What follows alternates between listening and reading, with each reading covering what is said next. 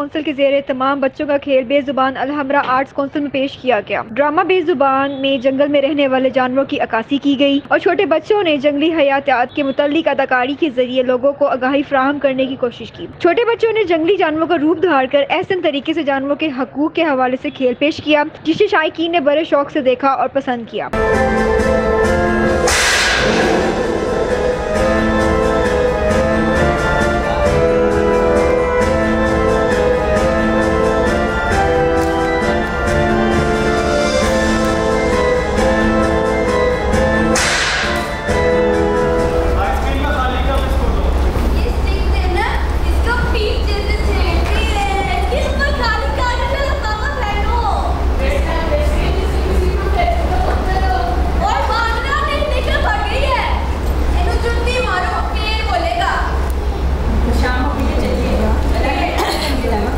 सूबाई वज़ीर इत्तलाआत और नशरियात सैयद समसाम बुखारी इस मौका पर मेहमान खसूसी थे। कैमरा टीम के साथ मुनज़्ज़म मंजूर 26 पाक न्यूज़।